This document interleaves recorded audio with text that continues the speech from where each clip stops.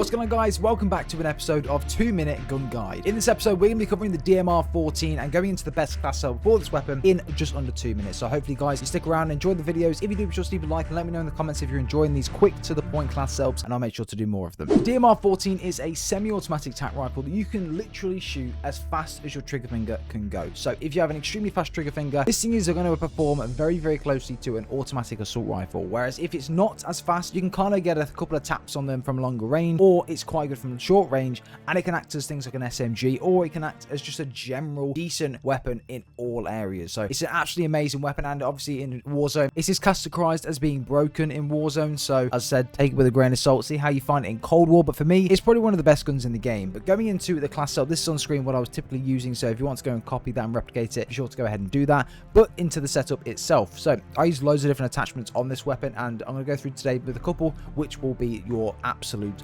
best and go-to. So to start with, the optic, I typically run the Axle 3x scope, or the Hawksmoor is also very, very good. So these are the two main ones I would go with. However, recently I have been using this thing without any optic on at all and just running the iron sight, and it's been working quite well for me. So it said those are the three the things with an optic I would recommend to you guys. I'm not really a fan of the mill stop on this weapon. I don't know why, but those are the three that I typically go for, and they work really well for me. Going on to the muzzle though, the agency suppressor or the suppressor, obviously with this gun, it is going to be loud. It's going to fire very quickly. So having a suppressor is key for me, but if you don't like that and you just want to basically just go around, be a bit louder, but have that additional bullet velocity and damage range, then a muzzle brake is the best thing to go for on that.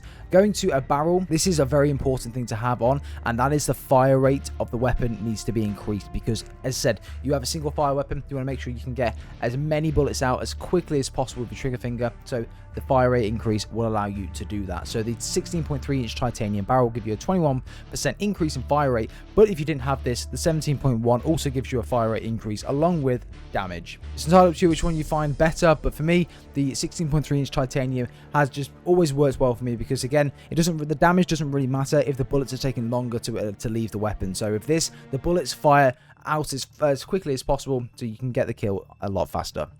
I don't bother with a body or an underbarrel on this gun, but straight to the magazine. Obviously, I use the Salvo 35 round speed mag. Again, it doesn't really matter too much what you use on this, but again, I like to reload as quickly as possible and have as many bullets in my mag as possible. That's why I go with this. If not, though, the 30 round speed mag work just as well. Again, skipping over the handle and going to the stock, I run a no stock, so you can get your sprint to fire time increase as well. So if you're sprinting around the map, you can bring your sights up very quickly and you can kill an enemy. And personally, that's the best thing for me. And hip fire accuracy doesn't really matter. It's a tac rifle. If you're hip firing with a tac rifle, you're doing it all wrong. So that is the main thing that I would recommend and go for on this setup. Again, there are things you can change around on this class, so be sure to go and try them out. Try loads of different variations, but for me, this is what works best for me. If you wanted to go with an underbarrel because you think that there's a bit too much recoil on the weapon, take the stock off and then put on rather the Field Agent foregrip or the front grip. They're absolutely my two go-tos if I was to use one, but for me, really, the gun it's a semi-automatic gun. It doesn't really need a grip. Guys, that's the setup for the DMR-14. I hope you guys have enjoyed, and I hope you guys go ahead and use it and it does well for you as well. As I mentioned, these videos are aimed to be fast, to the point,